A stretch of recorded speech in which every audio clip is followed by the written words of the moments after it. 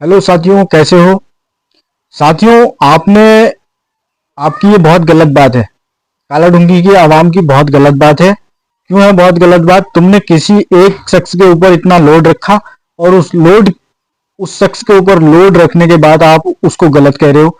ये आपकी गलती है, काला ढूंगी की आवाम की गलती है। तो साथियों, मैं बताना चाहता हूं, आपको पूरी बात बताता हूं। प्लीज इस वीडियो को महिलाएं ना देखें, क्योंकि गाली निकल सकती है मुंह से मेरे। असल में हमारी काला ढूंगी की जामा मस्जिद कमेटी के ऊपर जब जब संकट आता है, उस संकट में जनता की एक ही आवाज निकलती है, सिर्फ यही आवाज निकलती है कि कमेटी इस्तीफा दे, कमेटी पदों को छोड़े, इस कमेटी को भंग करा जाए। जनता की ये आवाज होती है।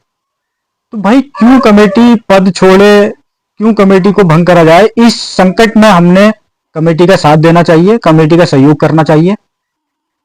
जब संकट में कमेटी है तो लाजमी है हमारा उनके साथ खड़े रहना, उनसे उनके कांधे से कांधा मिलाकर के खड़े रहना, ये हमारा फर्ज बनता है।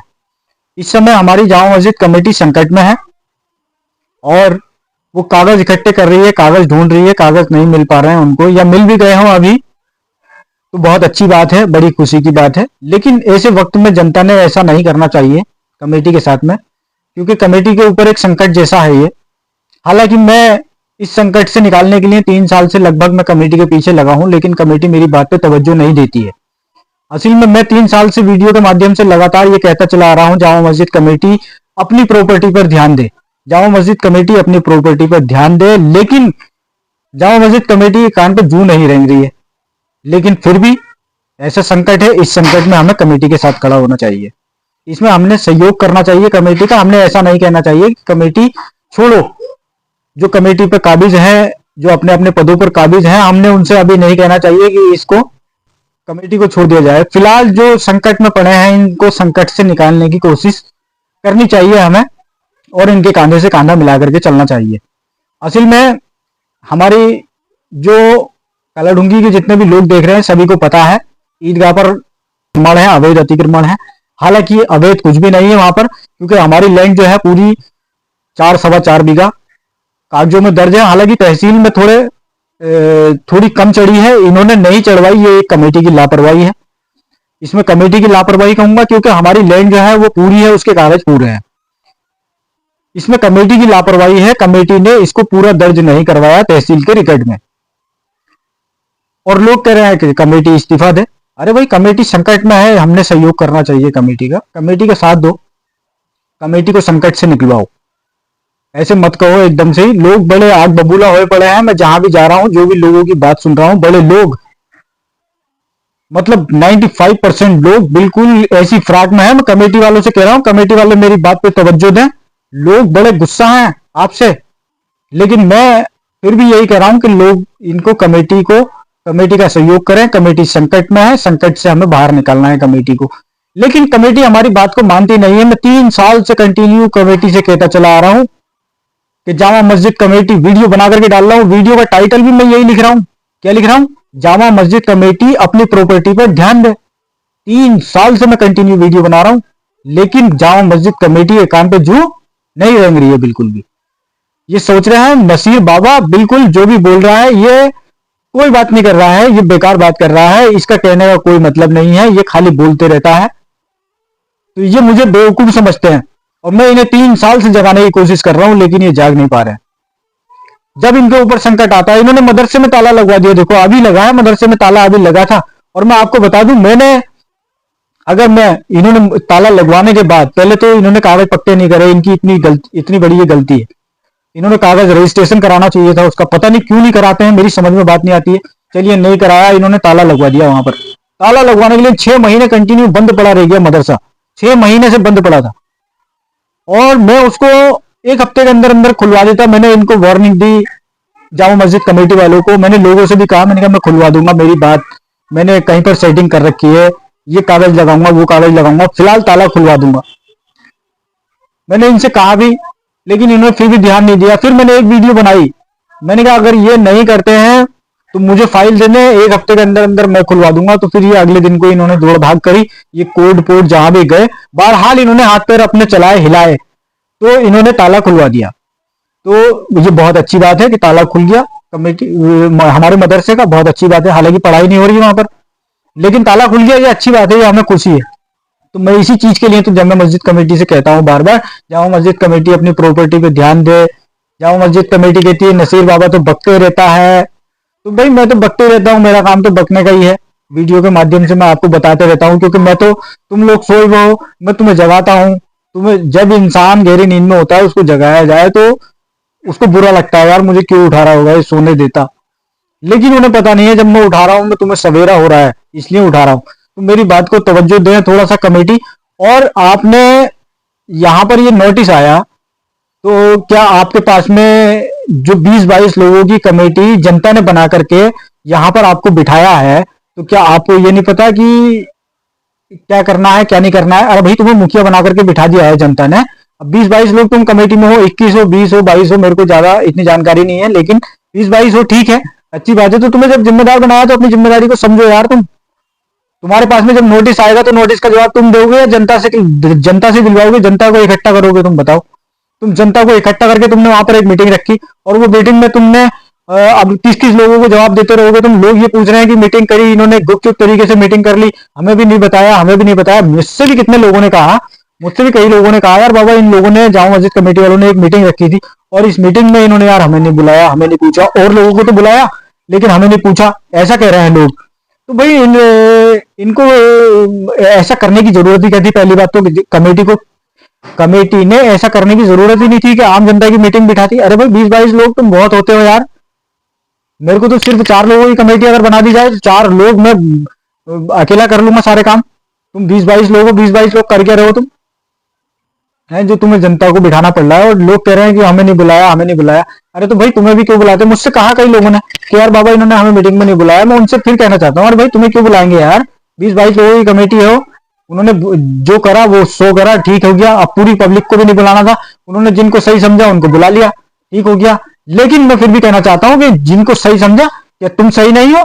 तुम्हें सही समझ करके तो इस पद पे बिठा रखा है 20-22 लोगों को यहाँ पर, जो कमेटी गठित करी गई है। तो तुमने करना चाहिए इसका निर्णय, जो भी निकालना चाहिए। क्यों बुला रहे हो तुम बाहर की पब्लिक को?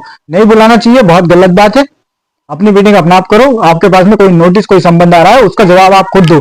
जनता को क्यों बुला रहे हो? इसलिए थोड़ी बनाया आपको। और रही बात दूसरी, ये हमारी ये हमारी जामा मस्जिद कमेटी के ऊपर बहुत सारा लोड है, और इतना लोड नहीं होना चाहिए। और ये लोड हमने जनता ने रख रखा है इनके ऊपर, ये लोड को हमें इनके ऊपर से कम करना चाहिए। देखिए नन्ही सी जान, छोटी सी कमेटी इतने लोड कहां संभालेगी बताइए? देखिए जामा मस्जिद कमेटी नाम दे रखा है, जामा मस्जिद कमेटी है। जामा मस्जिद कमेटी को संभाल रही है। जामा मस्जिद कमेटी कब्रिस्तान को संभाल रही है। जामा मस्जिद कमेटी ईदगाह को संभाल रही है। जामा मस्जिद कमेटी मदरसे को संभाल रही है। जामा मस्जिद कमेटी बाजार बोंडा इतने सारे काम और संभाल रही है। जामा मस्जिद कमेटी अपने कामों को भी संभाल रही है। तो भाई इतने सारे लोड तुमने एक कमेटी के ऊपर रख दिए, तो ये जनता की गलती है, काला डूंगी की आवाम की गलती है। मैं काला डूंगी की आवाम से कहना चाहता हूँ, इतना लोड हमने नहीं देना चाहिए इन बेचारों को। ये बेचारे इतना लोड उठाने के लायक नहीं है। बहुत सारे लोड दे दिए हैं हमने। बड़े बड़े शहरों में बाहर जाकर के देखा है कि बाहर शहरों में हर चीज की एक छोटी सी भी अगर संस्था है, छोटी सी भी कोई चीज है, तो उसकी कमेटी अलग बनी है। और हमने सब, ये हमारी गलती है, हम सबकी गलती है कि हमने इतना सारा लोड इनके सर पर रख दिया है। ये छोटी सी जान, छोटी सी कमेटी कहां तक संभालेगी बेचारी बताइए? गलती इसमें कमेटी की नहीं है, इसमें गलती हमारी है। देखिए हमने ये कमेटी, इसको करना पड़ेगा।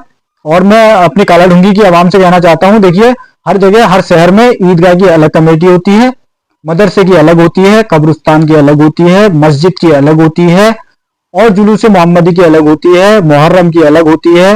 ये सारी चीजें, सारी कमेटियां अलग अलग होती है। हमने सारे लोड रखे हैं अपनी कमेटी के ऊपर। एक ही कमेटी है हमारी जामा मस्जिद कमेटी, हमने सारे लोड इन्हीं के ऊपर रख दिए। तो बताइए ये भी कहां तक करेंगे बेचारे काम?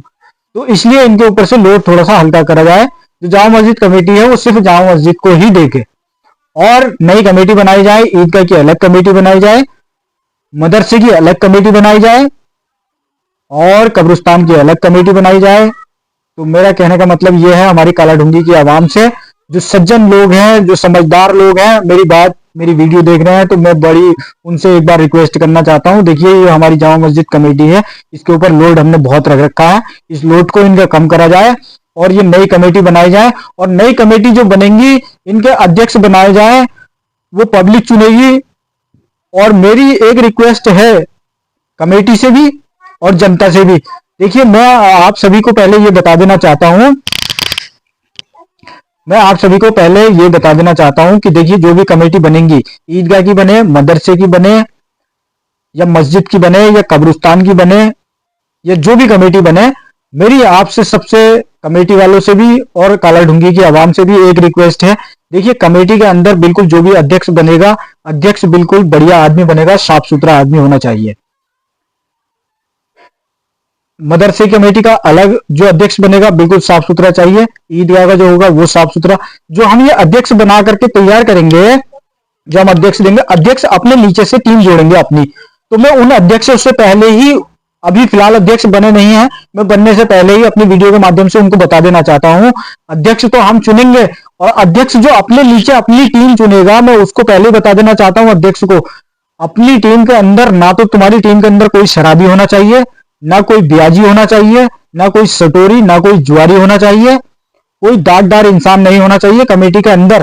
पहले बात मैं आपको बता दे रहा हूं, नहीं तो फिर तुम सब लोग जानते हो मुझे, मैं आपको पहले बता देता हूं, बिल्कुल बेदाग इंसान चाहिए कमेटी के अंदर।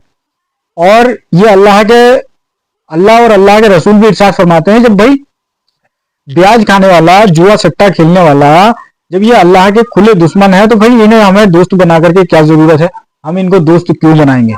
तो मैं आप सब कमेटी से कहना चाहता हूं, जो भी कमेटियां बनेंगी, जो भी कमेटी के अध्यक्ष बनेंगे, कमेटी के अंदर बेदाग आदमी होना चाहिए। जुआ सट्टा शराब ऐसा कोई शख्स कमेटी के अंदर सदस्य भी नहीं बनेगा।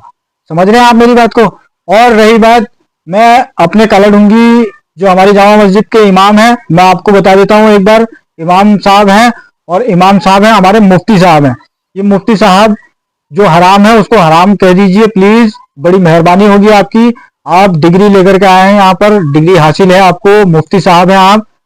अगर अल्लाह और अल्लाह के रसूल ने जब इनसे कह रखा है, खुला चैलेंज दे रखा है इन्हें कि ये मेरे दुश्मन हैं और इनकी कमाई जो है हराम की है, तो प्लीज आप जनता से बार बार ये कहते रहिए, और कमेटी के कहने में आकर के कोई बयान मत दीजिए। जो आप पढ़ करके, जो लिख करके आए हैं, जो कुरान में लिखा है, जो हदीस में लिखा है, कुरान हदीस की रोशनी आपका काम है जनता को बताना।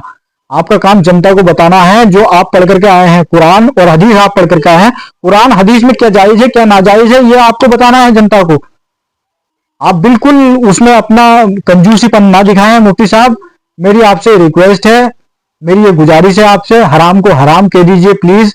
और ये जो ब्याज खाने वाले हैं, इनका खाना हराम है, तो एक बार इनके खाने पे ऐलान करिए। ये जो जुआरी सटोरी हैं, इनकी कमाई भी हराम है, तो इनके लिए भी बयान कर दीजिए कि इनके वहां पर खाना भी हराम है।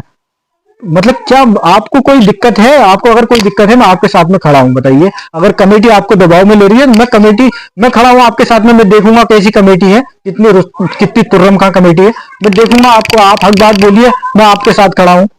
अगर कोई बात होगी, मैं जेल जाने को तैयार हूं, बताइए। मैं आपके खातिर इमाम साहब जेल जाने को तैयार हूं, आप हक बात करिए। जुआरी के घर खाना खाना हराम है, सटोरी के घर खाना खाना हराम है, ब्याजिए के घर खाना खाना हराम है। आप इसका ऐलान करिए, बिल्कुल हर हफ्ते ऐलान करिए। जब तक लोग सुधर नहीं जाते तब तक आप ऐलान करिए इनको, बिल्कुल। और ये कमेटी में भी नहीं होने चाहिए ऐसे लोग, बिल्कुल भी। तो मैं आप सभी से ये कहना चाहता हूं, काला डूंगी की आवाम से, हमारी जामा मस्जिद कमेटी के सर के ऊपर लोड ज्यादा हो गया था, इसलिए हमने लोड इनका कम करना है, कमेटियां अलग अलग बनानी है। और जामा मस्जिद कमेटी जो है काम अपना कर रही है, इस समय बढ़िया काम कर रही है, ठीक है, अच्छी बात है, करना भी चाहिए इसने। लेकिन मैं 3 साल से कह रहा हूं कमेटी से कि भाई अपनी प्रॉपर्टी पे ध्यान दे, तो इनकी यही गलत बात है कि इन्होंने मेरी बात पे ध्यान नहीं दिया। मेरी बात पे ध्यान, चलो मेरी बात पे भी ध्यान नहीं देते, लेकिन मस्जिद की प्रॉपर्टी पे ध्यान तो देता है।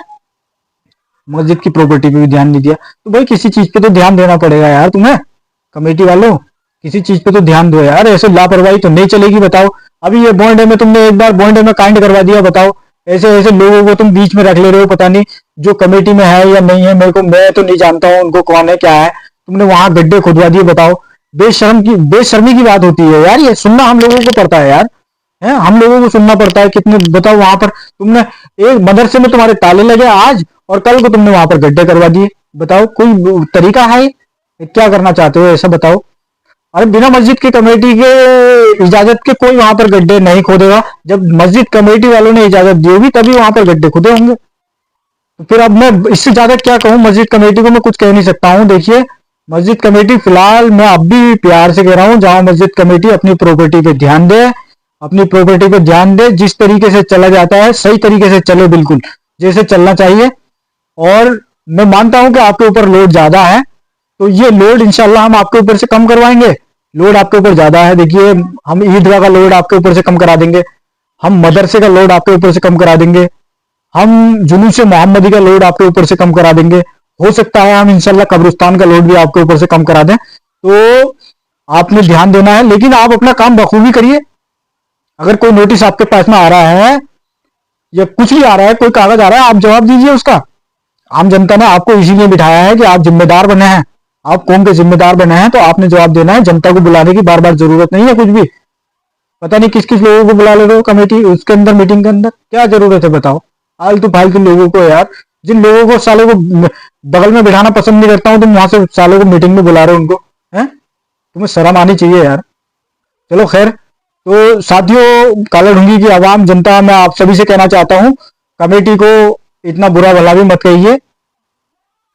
हालांकि कमेटी के ऊपर लोड हमने ही डाल रखा है, ज्यादातर हमने कमेटी का लोड कम कराना है और फिर उसके बाद में कमेटी सही चलेगी। लोड कम करने के बाद देखेंगे कैसी चलेगी। पहले फिलहाल हमें लोड कम करना है, 2-3 स्टेप ये लोड, जैसे ईदगाह का लोड अलग, मदरसे का लोड अलग, कब्रिस्तान का अलग, जुलूस मोहम्मदी का अलग, ये लोड हम कम कर देंगे, फिर देखेंगे कमेटी कैसी चलेगी। फिलहाल कमेटी सही चल रही है क्योंकि लोड के हिसाब से सही चल रही है। जब लोड इनके ऊपर से कम हो जाएगा तो फिर ये सही चलने लगेंगे। तो इसलिए साथियों, मैं इस वीडियो को फिलहाल यहीं पर खत्म करता हूं। मिलता हूं किसी और वीडियो के साथ। धन्यवाद।